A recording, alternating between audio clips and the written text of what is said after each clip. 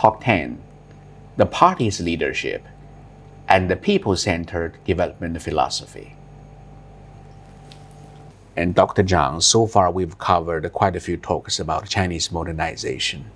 And what is Chinese modernization, Chinese socialism with Chinese characteristics, and its relationship with Chinese modernization, the features of Chinese modernization, talk about poverty alleviation, talk about the balance between human society and nature, talk about the foreign policy by peace. And all these actually constitutes the general map of Chinese modernization. However, there's one principle that has been frequently mentioned, that is the strong leadership of CPC. And so this talk, let's focus on the subject. And, according to the report delivered in the 20th National Congress of CPC, the leadership of the party, the leadership of CPC has been the most essential requirement of all the essential requirements. How to interpret this point? Well, every great cause must have a strong leadership. For a cause as great as the Chinese modernization, and of course, as great as the great rejuvenation of the Chinese nation, there must be a strong political leader. And that leader for China is the CPC. And this leadership must also be tested by history, by practice, that is, by time. If you look at the modern history of China and the historical practices of China, you will understand why the CPC was chosen by history, by the Chinese people, and why the CPC becomes the leadership, the core leader of Chinese modernization. So CPC is a choice of Chinese history. Exactly. Just like it was the modern Chinese history that chose socialism as the orientation for the country, it was history and the Chinese people that chose the CPC as the leader, the political leader of China. So the choice of socialism, as much as the choice of CPC, are actually the choice of the Chinese history. Of course, the Communist Party of China has proved itself to be a very capable leader in the modern history of China, and will continue to be a strong leader in the great cause of the Chinese modernization. I mean, under the leadership of the CPC, the Chinese people has founded the People's Republic of China, has gained national independence, and has accomplished great achievements in developing China into the second largest economy in the world, and in building socialism with Chinese characteristics. You talk about history, talk about culture.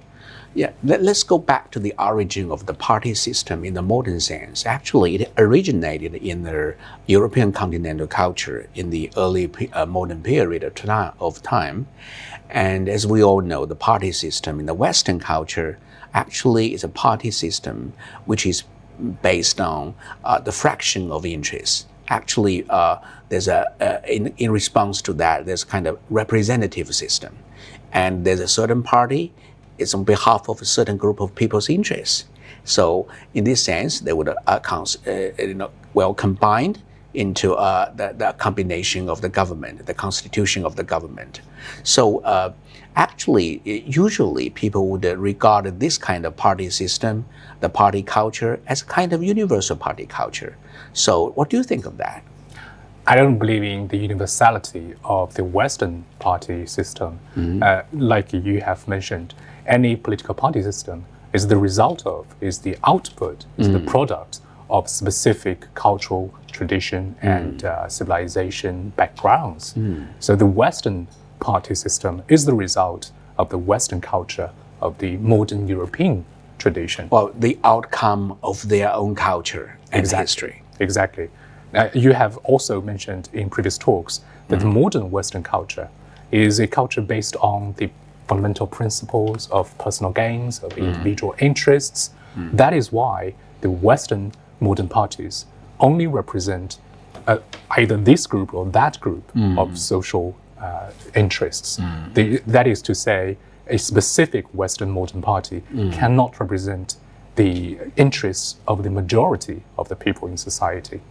It cannot resonate with what the entire society needs. So you mean that they fail to make a very effective response to the whole needs of the society, That's right. and they fail to respond to an integrated society. That's right. So specific Western modern parties would only represent the interests of certain social groups. It, in fact, represents a fractured society. Oh yes, as we have talked about, actually the modern European history, talking about in the modern sense, actually is based on the kind of every man is in confrontation with every man, according to Thomas Hobbes. And because of this confrontational relationship, because of the pursuit of the maximum of the self-interest, there grows, the party system in the Western sense. Things are different in China. Now, of course, the Chinese political parties are also the result of the social reality and the cultural tradition of China. But in China, any political party, if it wants to be accepted, to be trusted by the Chinese people, it has to resonate with the specific needs, with the particular needs that are deeply rooted within the traditional Chinese culture. And it has to respond effectively to what the Chinese people need. You talk about the tradition and the culture and the historical reality again. Yes. And could you elaborate on what is the uniqueness of the Chinese culture in this sense, and how the CPC successfully made the response to this feature? Well, on the one hand, the Chinese people have a value system that is not based on the principle of individual interests or personal gains. In fact, in China, according to the traditional Chinese culture, the collective interests are prioritized over the individual interests. So what the Chinese people need in terms of the political party is not a party that only represents the interests of certain social groups, but a party that represents the majority of the people. So combine the whole society into one. That's right. This is a very strong political tradition that lies in the history of China. That's right. And a strong leadership is a must to ensure a very successful and effective party system. That's right. And this strong political leadership must realize, must safeguard, and advance the fundamental interests of all the Chinese people. That is a really Chinese style and the Chinese mode of the party culture. That's right. On the other hand, we know that China is a country that has achieved unification very early in history, ever since Qing dynasty. As a result, the seek for cohesion and unity in society is one of the fundamental demands of the society in China and the people in China. Yes, you mentioned unity. Unity is a fundamental principle that the Chinese society would stick to. And obviously, this kind of cohesion, this kind of strong leadership is a guarantee of a well-combined, is a well-integrated society. Also, that is why President Xi emphasized when we adopt a certain policy, we must always ask the question whether our people agree or not, and whether it is in the favor of the people or not. That's right. Okay. So in this sense, actually, when we talk about Chinese democracy in terms of Chinese modernization, obviously, that Chinese modernization or Chinese democracy is not the same as the Western style democracy. They're not the same, and they cannot be the same. Because as we have repeatedly emphasized, the cultural tradition would be the very basis of the political system, of the modern party system. Democracy is no exception. Now, the Western society is based on the principle of self-interests, so this would give rise to the Western political system and the Western democracy. But the very principle of personal gains or personal interests would very easily lead to the polarization between different social groups in political life, or the intensification of social conflicts, or sometimes the low efficiency in societal governance. Or we do have seen a lot of examples in the current situations. Right. But of course, under certain circumstances at certain historical periods, the Western democracy had its day. It was vital and it was useful. But today, as you have just said, it is showing signs of declining. So we can say that democracy is not a political asset that could only be monopolized by the Western society. I The agree. Chinese people, on their path to Chinese modernization, could have their own style of democracy in the modern sense. Which is known as the whole process people's democracy. Whole process people's democracy. In terms of social governance, I think have a look at the social problems that lies in the Western cultures now. As you mentioned, the aggravation of social conflicts, the polarization of political parties, and also the low efficiency in terms of social governance.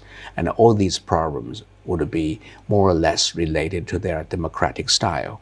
In this sense, the whole process people's democracy as adopted by China is obviously a very effective response to the Chinese culture and the tradition.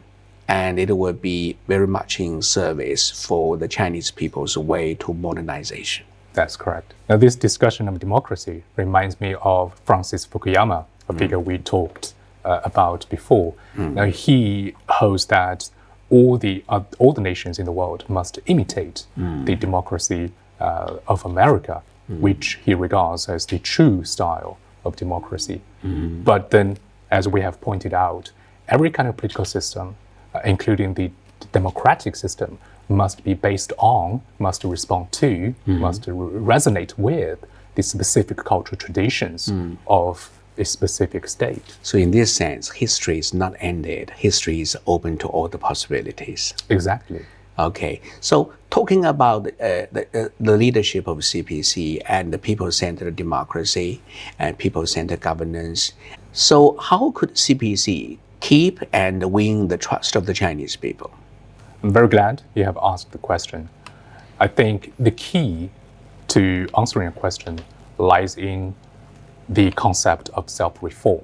Self-reform. That's right. I mean, the CPC is a party that is capable of self-reform. In fact, your question reminds me of a very famous conversation between Chairman Mao Zedong and a China Democratic League founder, Huang Yanpei. And they were having this conversation in which Huang frankly asked Mao Zedong, a nation falls as abruptly and rapidly as it rises. It seems, according to Huang, no one has the ability to jump out this historical cycle. This is according to the previous historical periods. That's right. And then to this question, Chairman Mao Zedong answered, we have found a new path to break free of the cycle, which is democracy. And as long as the people can supervise the government dare not slacken in its efforts. That is known as the first answer. The supervision of the people. That's right, which is the first answer to jumping out of the historical cycle of rise and fall. But then the CPC has found the second answer to this question, which is the self-reform of the party. It is only natural for any political party, for any political leader to face severe tests after ruling for. The CPC has a long history. It is only natural for it to face a lot of challenges and severe tests, like the corruption, like the disengagement from the people, from the masses. But what the CPC does is to continuously renew itself, improve itself, adjust itself to respond to what the people are calling for, to respond to what the Chinese society needs. Always constantly injecting new ideas, fresh blood into the system, into the organization. And if you think about it, the cause of the Chinese modernization is one full of challenges, which there is no precedent in history from which we can learn, from which... No transfixed rules or regulations to follow. That's right. And that means the leading force, the political leading force of this great cause must be able to think in long terms, to plan in long terms, and be able to evaluate and adjust the rapidly changing environment and situations both at home and abroad. Keep a long vision and keep an open horizon. That's and right. always ready to learn and always keep a humble attitude to the changing society and the world. Yes. So in this sense, the leadership of CPC is more than a guarantee, it's the essential requirement of all the essential requirements for the successful Chinese modernization. Well put. I agree. Thank you very much.